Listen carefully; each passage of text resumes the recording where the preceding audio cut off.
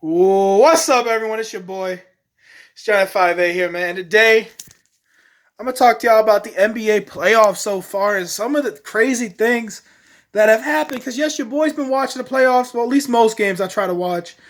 I'm busy and stuff sometimes, too, so I don't watch every game. But from the stuff I've seen so far and the things I've heard, man, first off, I'm going to talk about the Brooklyn Nets and the collapse in the first round. That was a team that a lot of people thought, okay, this team's gonna go far. KD, Kevin Durant, KD, Kyrie Irving, Ben Simmons, people like that. You got a nice three superstar squad, two superstars, one all-star squad, whatever you want to call it, with some nice pieces around it. You think, all right, it's gonna go somewhere maybe. But then Ben Simmons, he ends up being injured, ends up not playing in a Brooklyn Nets jersey. So now he's just sitting on the bench while KD and Kyrie trying to go against the Celtics. And the Celtics locked up KD like crazy in that series, whooped them, and then went to the second round. What else am I talking about?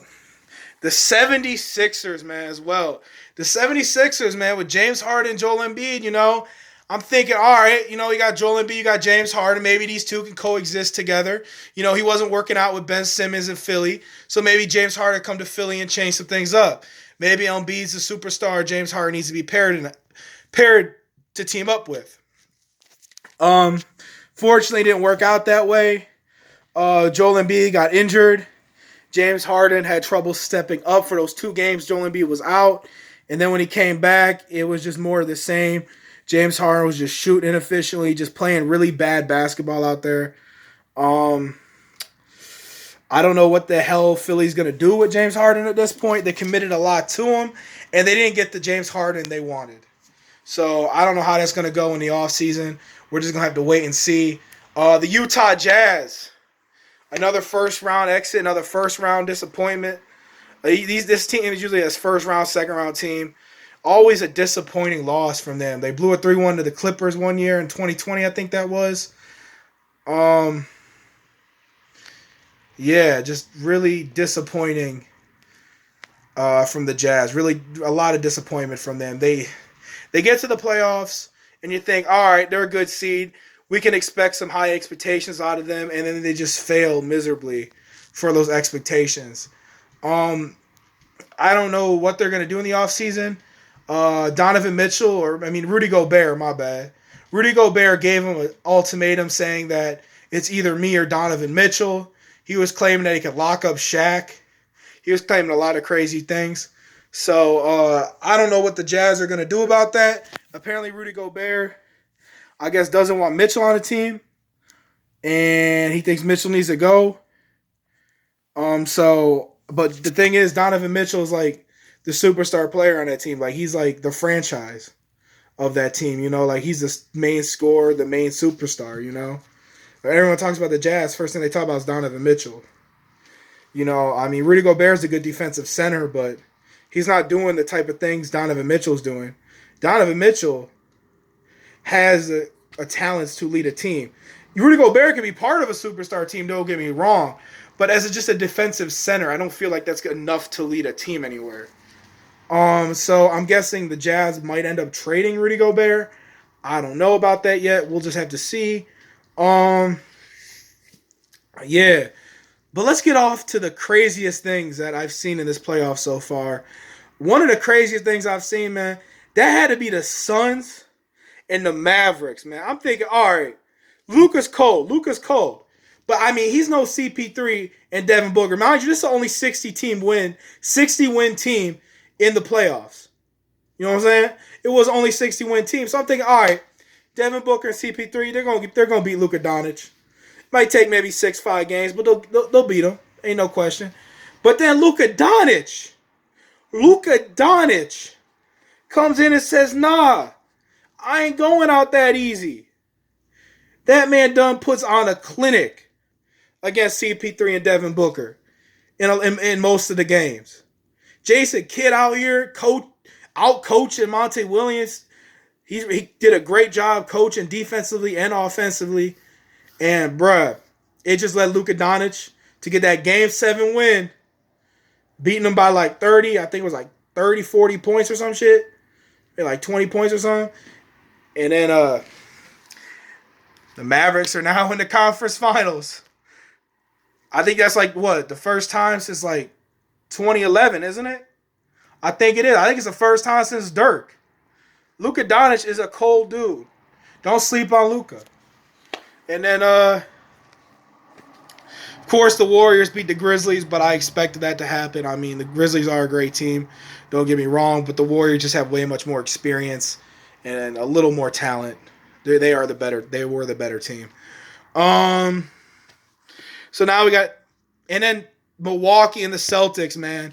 The other championship favorite besides the Suns going into the playoffs, the Milwaukee Bucks. Losing Chris Middleton really hurt the team. I mean, I feel like maybe if they had Chris Middleton in a lot of those games, I feel like maybe they would have, they might have won the series or at least took it to, or at least would have been better towards the last game. I really don't know. But Jason Tatum, man, just went off. The Celtic organization did a great job against the Bucks, and now they're in the conference finals. Jason Tatum back in the conference finals. I think like this is the first time since that 2018 series against LeBron, where they almost took him, where they almost actually beat him in a game 7, I believe. I think they went to 7 games, and like the Celtics almost like they literally almost beat the Cavs. They took it to 7 games and everything. Like it was crazy. I remember that Jason Tatum dunk on LeBron. Like this is like literally their first. This is literally they're literally in the conference finals again since 2018, since that year, that 2017-2018 season. So yeah, good for the Celtics. They play great basketball. I mean the Bucks. They might have been in the conference finals. They didn't lose Chris Middleton. Chris Middleton, unfortunately, got injured. I don't know. I mean, they should just run it back next year. I don't see why anything crazy would happen because they did win the championship the year before. I mean, it just was unfortunate mishaps with the Chris Middleton injury that kind of led the Bucks to get eliminated in the second round. But we'll see how that goes in the offseason. Yeah. So, and now we got our conference finals, which is the Heat and the Sixers. The Heat, I fucked that up completely. The Heat and the Celtics. And then we have the Mavericks and the Warriors. Now, in my personal opinion, the Heat and Celtics series is a hard one to say. I feel like the Celtics might win it. I don't know. That's just my prediction. I could be totally wrong. The Heat could win it. That's a hard game to call. You know what I'm saying? That is a real hard game to call. I mean, the Celtics do have great defense. They locked up KD, and they got good coaching. I don't know. But the Heat got good coaching, and Jimmy Butler's a great superstar player. So I really don't know how it's going to go. I mean, I think that's going to be a 6-7 game series right there. Heat and Celtics is going to be a great conference matchup, and I'm excited to see it, regardless of who wins or who loses. Warriors and Mavericks. The Warriors, I think, are going to beat the Mavericks. I mean, the Warriors are just a really good team.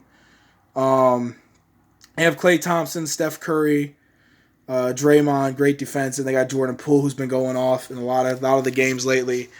I feel like just because of the championship experience and them having like a little more firepower than the Mavericks.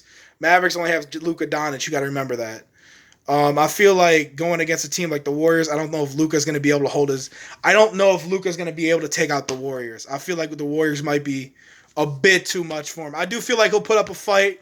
I feel like it'll be a 5-6 game series, but I got the Warriors moving on to the finals. On the West for sure. So it's either going to be the Warriors versus the Celtics or the Warriors versus the Heat.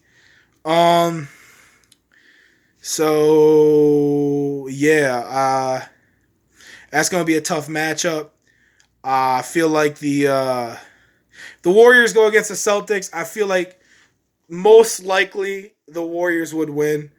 Most likely, but I feel like the Celtics could win just as much too. I feel like it would be a hard-fought series, and it's hard to call.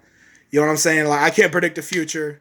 I'm just out here guessing what could happen.